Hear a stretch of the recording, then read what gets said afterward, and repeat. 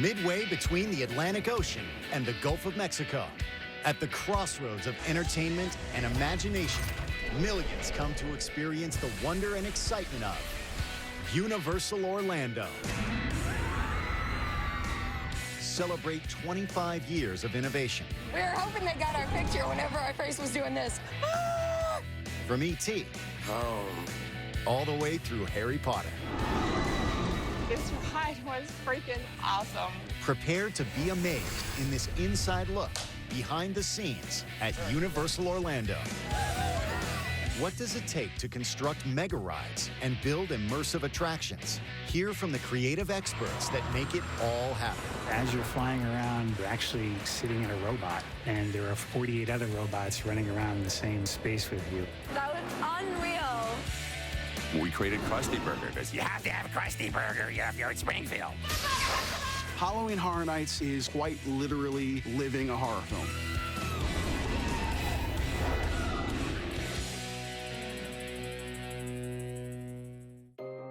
In 2014, Universal Studios launched its most ambitious attraction to date with a salute to the Harry Potter franchise.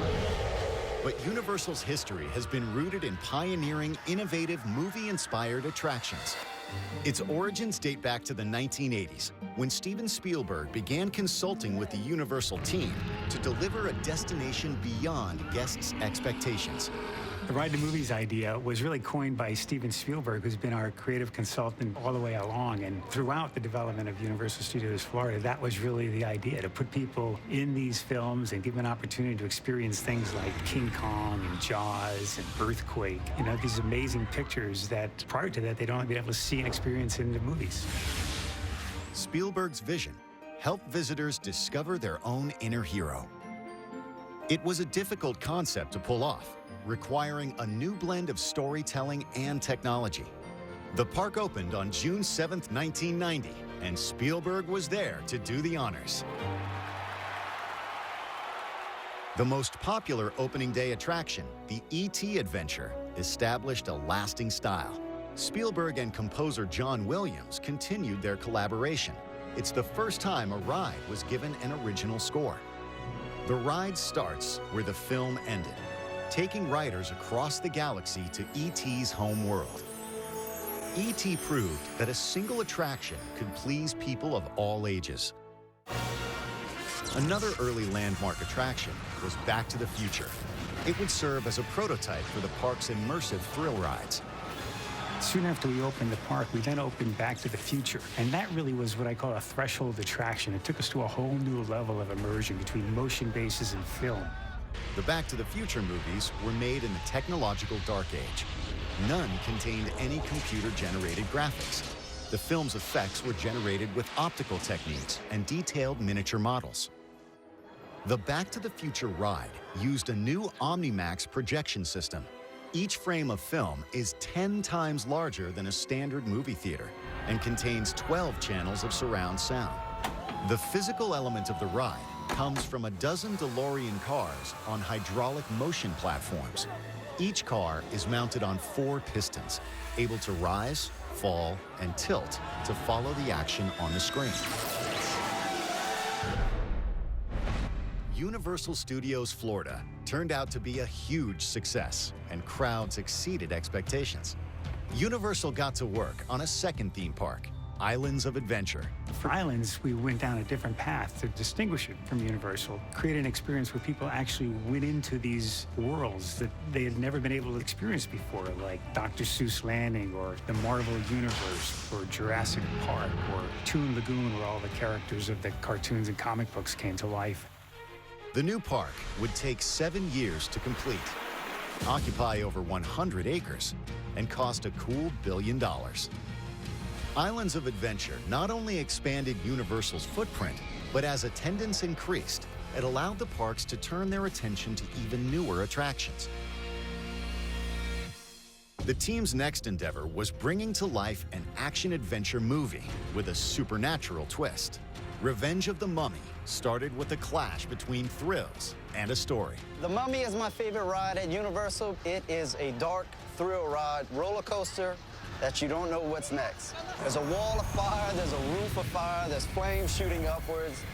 The concept called for a roller coaster ride through Egyptian tombs. The ride catapults guests at speeds up to 45 miles per hour into virtual darkness. Flyby apparitions create the illusion of even greater speed. You'll hear the scream, and then that scream is immediately followed by laughter. Any horror film you've seen in a theater, you see the entire theater jump at a certain scare that happens. And then there's usually laughter directly after that, because it's the, oh, they got me, or I let my guard down. One of the greatest challenges was creating an effect where fire licked across the ceiling. 3 pins, each larger than an SUV, were suspended. The shallow sides trapped the natural gas. When the gas was ignited, the flames rolled eerily beneath the pans. It was fire coming from the ceiling. It looked like it was coming down on us, like about to touch us, and it was hot. It looked like it did in the movie. Like, it looked so real. I never want guests to come out of an attraction and think about the technology that was used to create the experience. I'd rather have them come out and go, wow, that was incredible. And then a beat later go, I wonder how they did it. The parks also know how to appeal to a guest's lighter side. In 2008, the Simpsons clan made the leap off the small screen with the Simpsons ride. Welcome to Krusty's Thrill-tacular Spin-Surroundsy Teen-Operated Thrill Ride. It feels like a real roller coaster, but crazier. Sometimes when you look down, you feel like you're actually like falling down. There's like a huge waterfall that you fall down, and you're like looking straight down at the water, and you feel like you're gonna die, but in a fun way. The Simpsons ride allows guests to join the cartoon characters as they visit Krusty Land, a unique theme park within a theme park comedy thrill ride. Gracie Films on the Simpsons ride was such a joy because they wrote the scripts for the Simpsons ride. So this was the real deal, and every piece of art, every character drawing, every color that we have in the attraction, we worked closely with Matt Groening and Jim Brooks to develop it.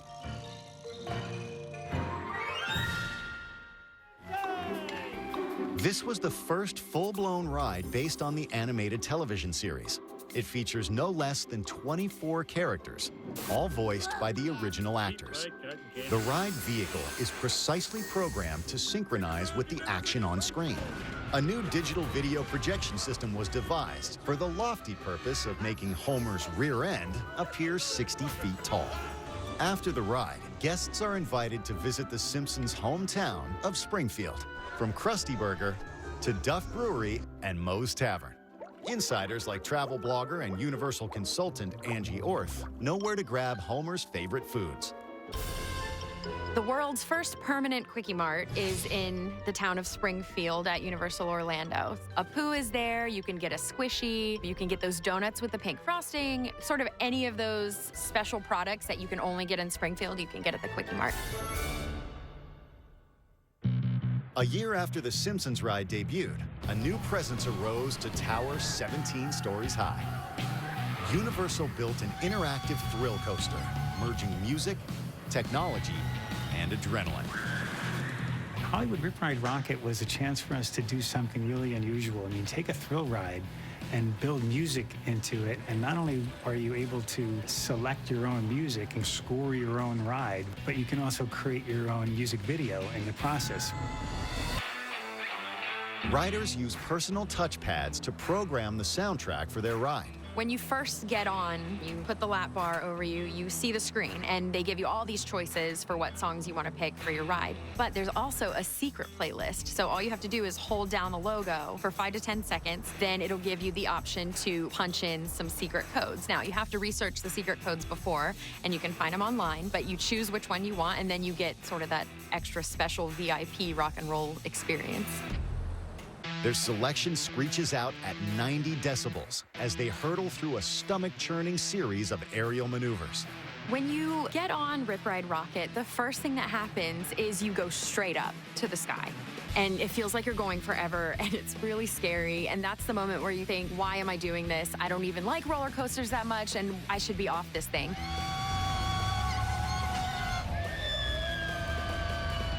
This coaster accelerates through the Double Take, the world's largest non-inverted loop. the treble clef, where guests burst through a building facade, and the aptly named jump cut, a spiraling negative gravity scream inducer. Coming up, the making of an epic thrill ride. The challenge with Transformers was how do we deliver the scale and the level of detail and the action that these movies deliver. And bringing to life the magical world of everyone's favorite boy wizard. Next on Universal Orlando, Behind the Scenes. At Universal Orlando, pop culture icons come alive, and visitors leap through the screen to become the story. 25 years of innovation and imagination have made this resort a global destination. It's all about authenticity for these attractions. Things like Harry Potter and The Simpsons and Despicable Me, they're worldwide phenomenon. So there's a great expectation from our guests when they come to visit these attractions that it's going to be the real thing.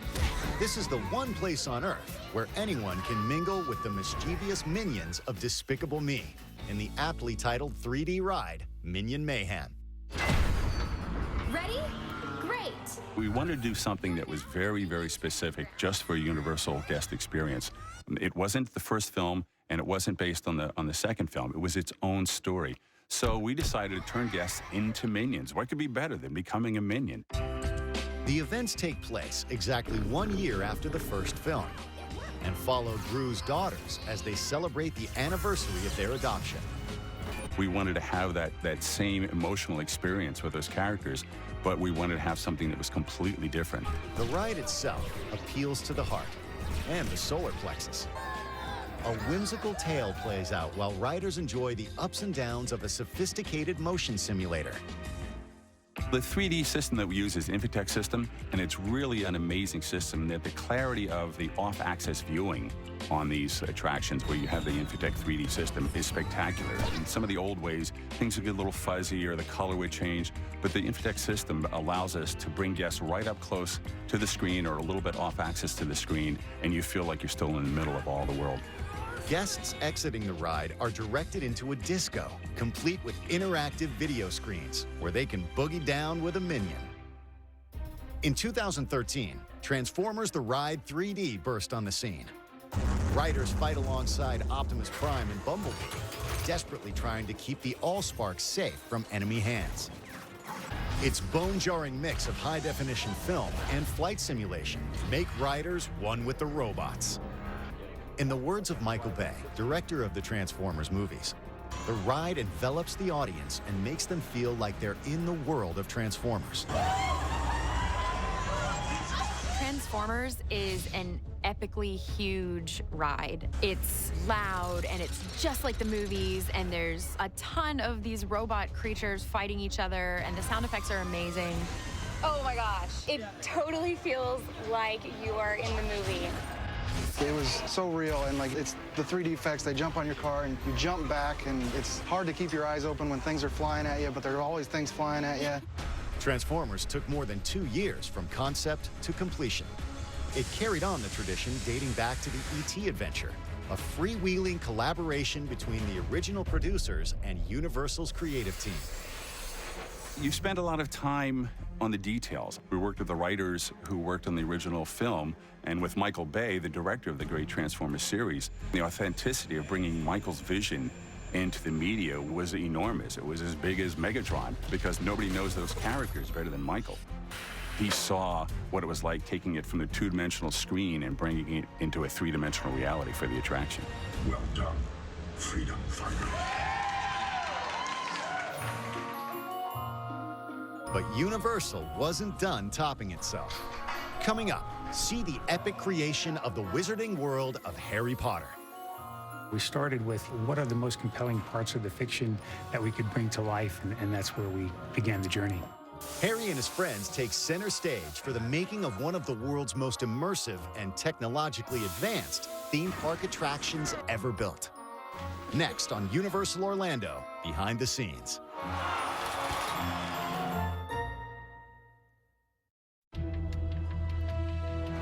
Universal Orlando is world-renowned as the epicenter for innovation in entertainment. Its Ride the Movies concept has allowed millions of fans to discover their own superhero. In 2006, the Universal team embarked on a top-secret project. They would create the most complete, most detailed theme environment ever attempted with the wizarding world of Harry Potter. Over 5 years, a 20-acre complex arose to house Hogsmeade Village, complete with dozens of locations and characters from the books. The centerpiece is Harry Potter and the Forbidden Journey, a simulated flight around Hogwarts Castle. To the delight of Universal, J.K. Rowling insisted on active participation.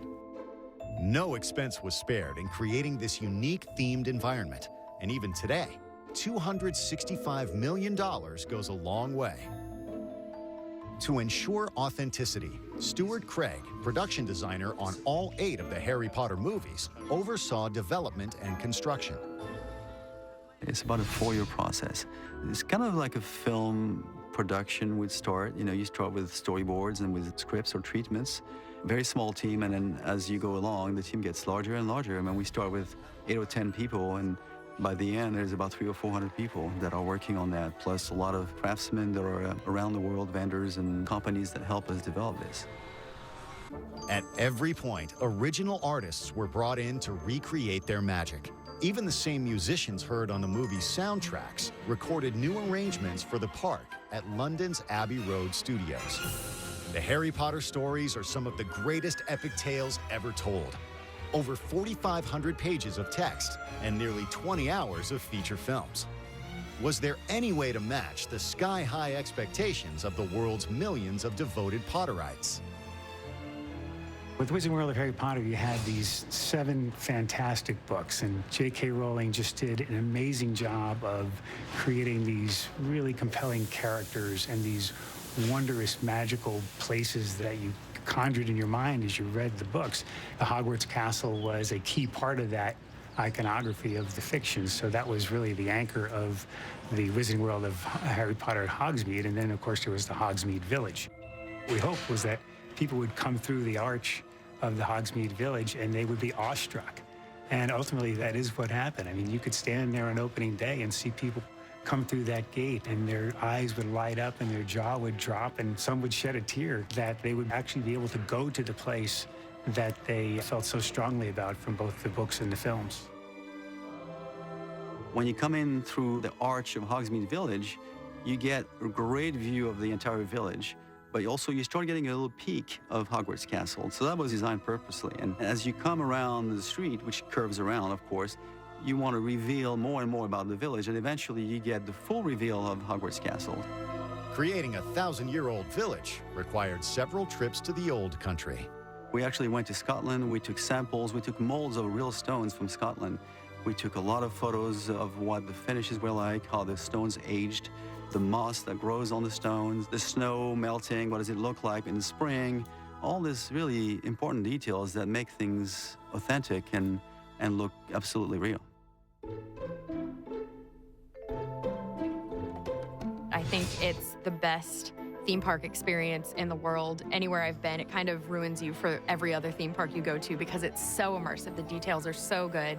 And I am a Harry Potter fan, so that makes it even better. But it's just magical. You go in, you hear the songs, and you hear the score, and you smell all the good food. And there's something that is truly magical about it, and you can't get that anywhere else. Visitors rush to the most popular ride in the Wizarding Land, Harry Potter and the Forbidden Journey, for a chance to fly with Harry, Ron, and Hermione. Entering into the gates of Hogwarts Castle is a passage into another universe. So we designed this castle to appear to be about 700 feet tall. As you can see, the scale is slightly forced because we couldn't go 700 feet up in the air. We had some limitations with the FAA and different things, but we actually are very successful because everybody who comes through here thinks the castle is really 700 feet tall. Inside, every corner brings a shock of recognition and meticulous attention to detail. Dumbledore's office. I sense that at last. The Hogwarts house jewels. Talking portraits. Don't worry, there's room for all. You eventually run into Ron, Harry, and Hermione, who tell us, forget about the whole history of Hogwarts, come with us to a Quidditch match. It's much more fun, it's much more exciting. And we find out that Hermione has enchanted some of the benches for us to fly to the Quidditch match, fly along with Harry and Ron, and go watch the match. Behind the scenes, the ride experience began years earlier, when the cast was filmed in England on the same sets used for the movies. The key challenge? Seamlessly transitioning between projected images and live sets. This type of attraction is known as a scenic dark ride, an indoor amusement with guided vehicles traveling through an elaborate maze of sights and sounds. For rides like this, the illusion of flight is the holy grail. The closest feeling to that is actually like being in a helicopter, the way it kind of twists your body and turns, but the visuals really, really help. I can't say enough, it is a fantastic ride. There's sound when you fly fast, this whooshing sound, and there's also the sensation of wind. I mean, it's important to us to really trigger on all the senses, and that's what we do best at Universal, is really place you in these environments where we create all the elements you expect. That was unreal. That was unreal. The experience was created with tremendous attention to detail, including the sensation of smell. The sense is also something else that we want to bring to the experience. When you go in the pine forest, you want to smell the pines, so we have some of that. But there are certain scents you have to be careful with because they will linger. We had the scent of a fireplace, but it turned out to be one of the scents that lingered too much and carried on and ended up smelling like the fireplace in the next scene, so we couldn't use that anymore. No existing ride system could deliver the vision created by Rolling and Universal. A new technology was devised, and while many aspects of it remain secret, it relies on coordinated yet independent robots. It takes you through a Quidditch field. You're flying with dragons. You get chased by Dementors. It's an insane ride. Yeah, it's super crazy, and you're flying super fast. You might be surprised to know that as you're flying around the Harry Potter and the Forbidden Journey ride, you're actually sitting in a robot. And there are 48 other robots running around in the same space with you. All that technology, which is really, really sophisticated, is totally invisible to the experience, and that's all by design. It's really not about the technology, although we spend an inordinate amount of time developing it. The ride is about the experience. You've shown great bravery. Feel free to return to Hogwarts at any time. Now tuck your elbows in. Only insiders know all the fun details of this land, like a real-life post office. Here at the Owl Post in Hogsmeade, you can actually mail postcards back home to people who didn't get to come on your awesome vacation, and you get the Hogsmeade postmark, so you can prove you were here in the wizarding world. For many, that vacation continues on one of the other signature rides in the wizarding world of Harry Potter Hogsmeade, like the interlocking inverted thrill coasters known as Dragon Challenge. First, the line passes through a ruined castle. Riders emerge from eerie darkness to the main event, a Chinese fireball and a Hungarian horntail. The Dragon Challenge coaster is a double coaster. One's red, one's blue, and it's hard to say which one's better. I've ridden both a lot. I think I might like the red one better. They're both awesome. They've got so many inversions and corkscrews that it's a wild ride. This is a world of contrasts. Everyone can enjoy the thrills of a roller coaster, but it takes a true Harry Potter devotee to appreciate the subtler touches.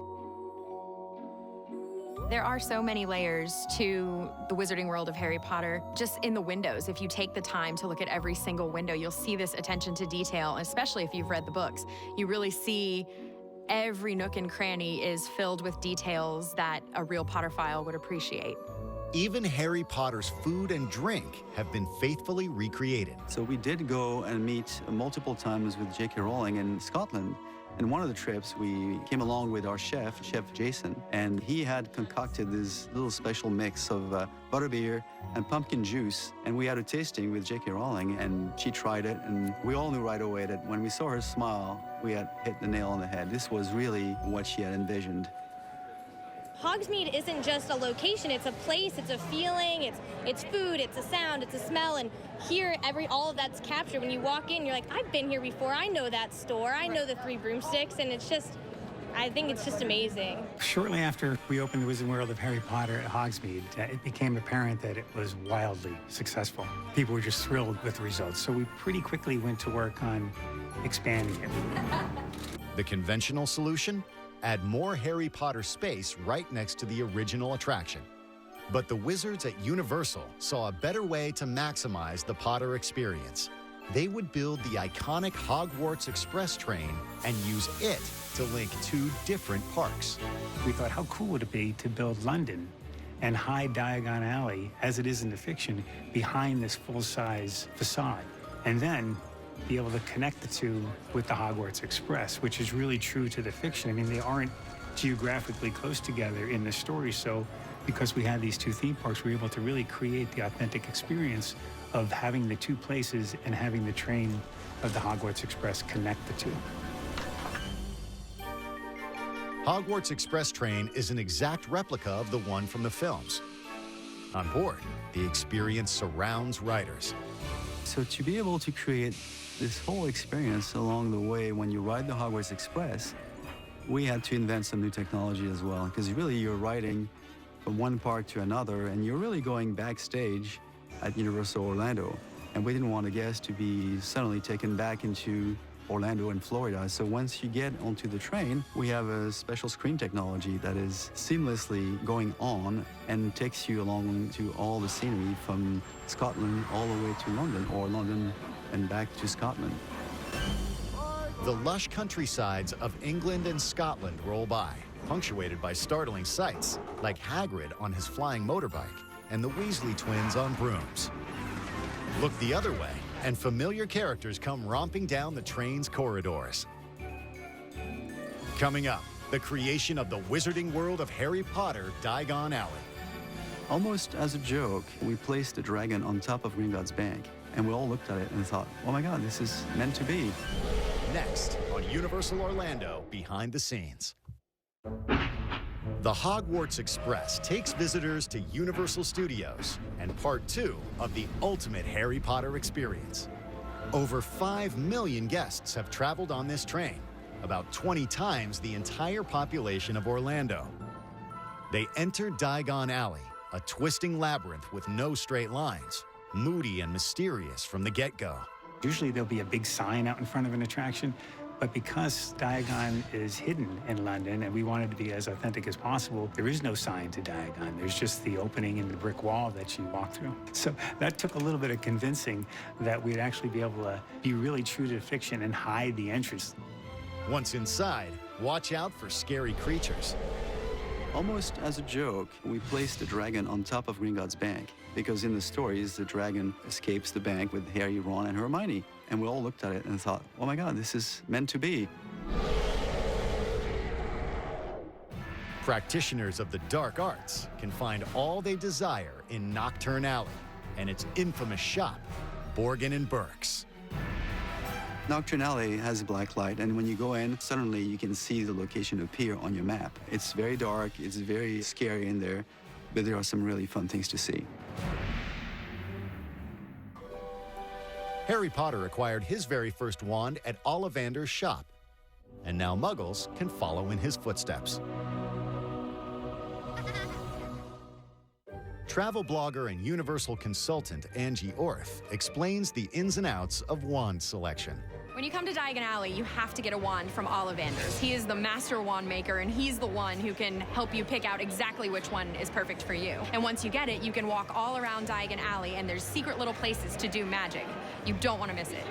We developed a technology that was quite complex that would enable the wands to actually trigger a series of moments and magic throughout the space.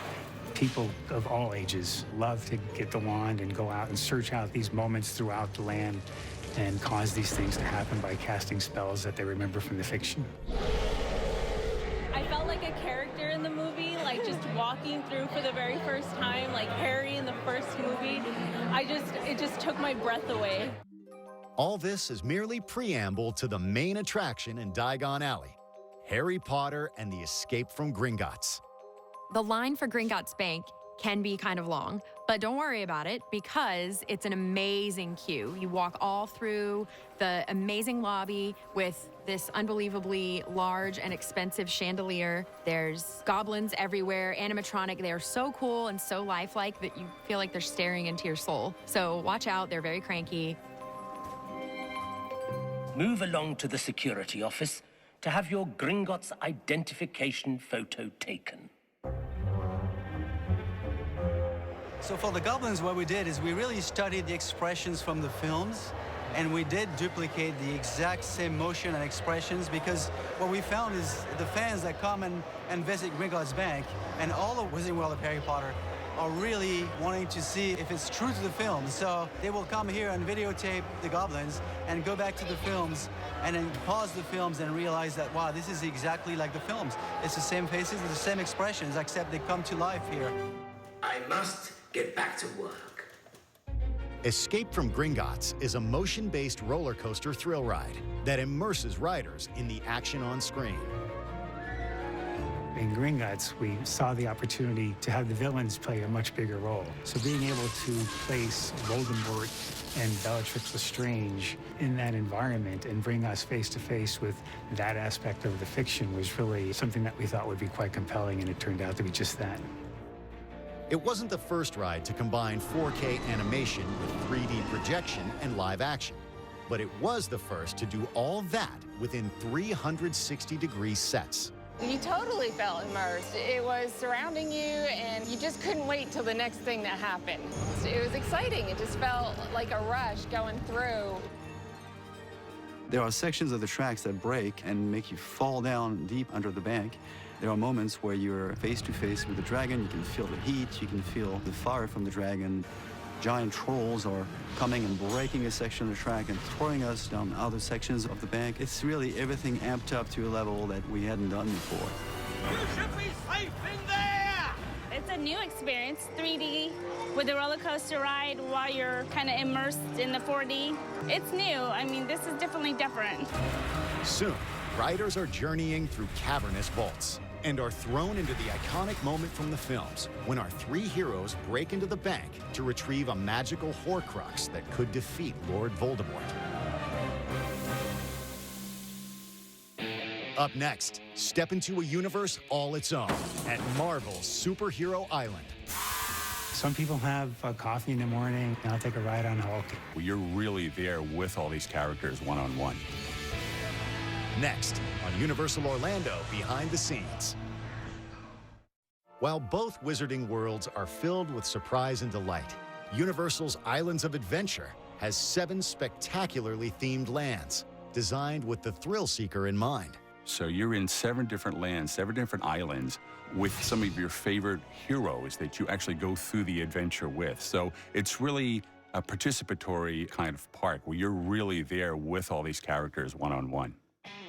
Each island is a universe of its own. Marvel Superhero Island is so bright, you definitely feel like you're immediately stepping into that Marvel universe. The Amazing Adventures of Spider-Man features an ultra-high-def 4K projection system and newly developed 3D Spider-Vision glasses. The finale is a 400-foot sensory drop off the top of a skyscraper. The drop is entirely an illusion, created by visual elements moving past you. You get caught and saved at the end with the... I hate heights, so it made me jump a little bit. I mean, I thought the drop was real, so... In fact, the vehicles never leave the ground and only move a few miles per hour.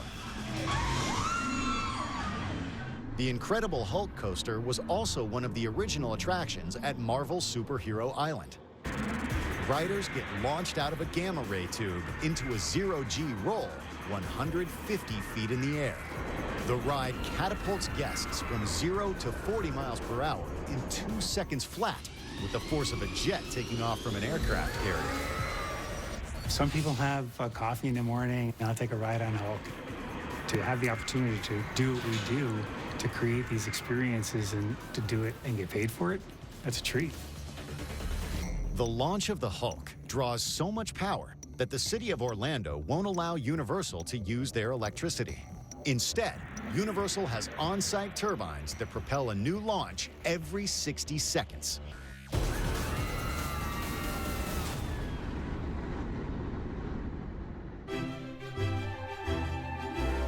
For Universal Orlando, innovation means creating unique worlds. The Cat in the Hat can only be found in the pages of Dr. Seuss books, and here. And when you get into Dr. Seuss's books, each one of them has this great moral fabric to it.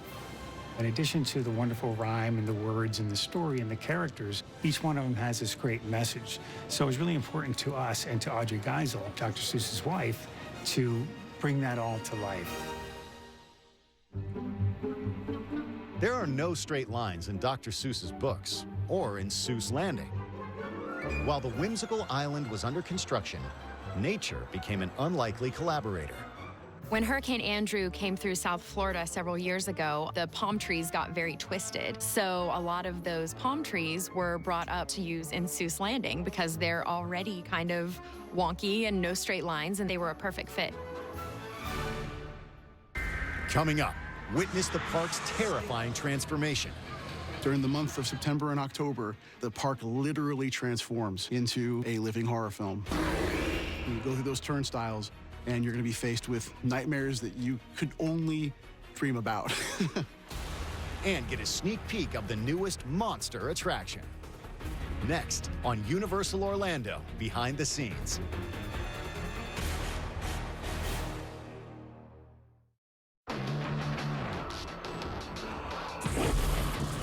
When summer turns to fall, a theme park by day turns into Terror Town at night with Halloween Horror Nights. From chainsaw maniacs to vampires to zombies, there's no end to the monsters stalking guests. Universal created the horror genre with classics like Dracula and Frankenstein. And here the tradition lives on. Franchises like Halloween and The Walking Dead dominate the Bloodlay. Our goal is to drop you into the scenes from that series. You are among the walkers and being attacked from every single angle. And all of our mazes are designed in a manner that is film quality. So 360 degrees, up, down, left, right. You are immersed within that series, Walking Dead. While the premise stays the same, each year the experience is different. It pays to keep people guessing. Any guest that comes year after year is going to get a completely different experience. Because it's like horror. Once you see a horror film 9 or 10 times, you know where all the scares are, you know how they work. So we want to keep our guests on their toes when they're experiencing Halloween Horror Nights. Most visitors have no idea how complex these shows are or how long it takes to prepare them. We will actually create next year's event a month before this year's event starts. It's more than a 365-day process to get all of our brands in line and getting designs for costumes. They're all very layered. Thousands and thousands of gallons of blood are created and used during the event, all made in-house every single year.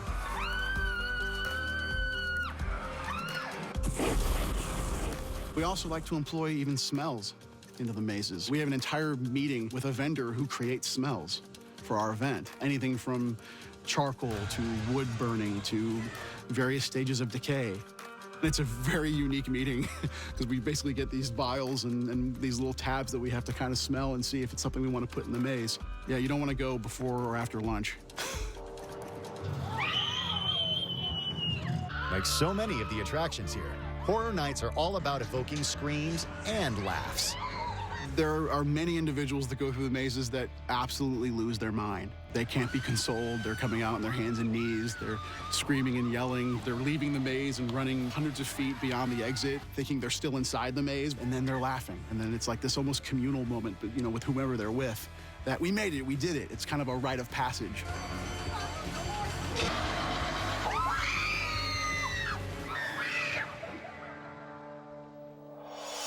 In the 1990s, Universal's creative team decided to transform a thriving theme park into a resort destination.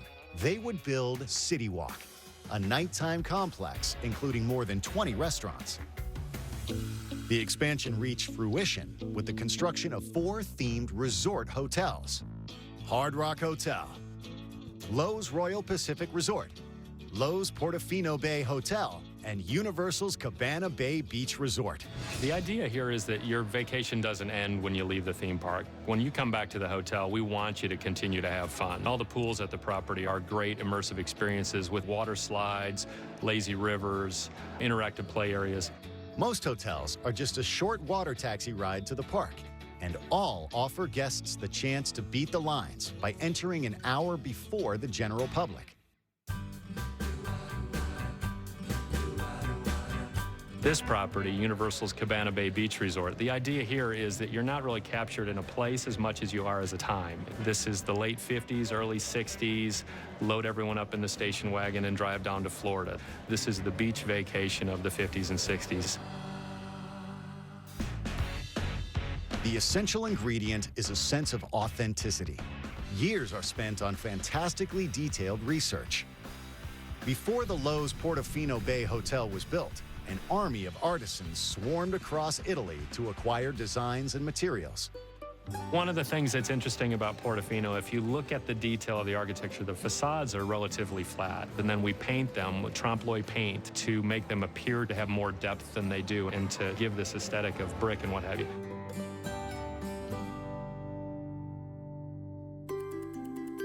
The artists at Universal have been entrusted with creating an American legacy, but they insist they're just getting started.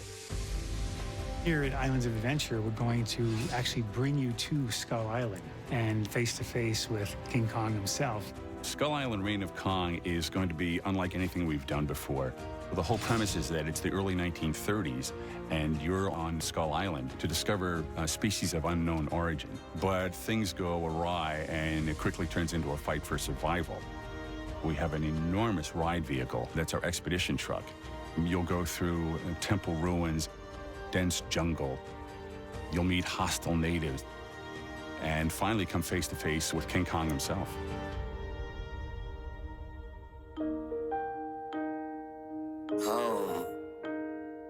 We've been going strong for the last 25 years, and we've opened 18 new guest experiences just in the last 5 years, which is just an unheard of growth, and we're not stopping. Universal has so much to offer, and they're always adding something new. I cannot wait for King Kong to get back. It's a classic. It's one of my favorite movies, so I'm pumped to actually experience it for the first time. This journey has got us up to this point where we now have this place that has become world-renowned as the place to come and vacation with your family, and we continue to build on it. Next year, it'll be King Kong, and the year after that, it'll be Volcano Bay. We're just going to continue down this road and continue to push the envelope and innovate and create really memorable experiences for families around the world that last them a lifetime.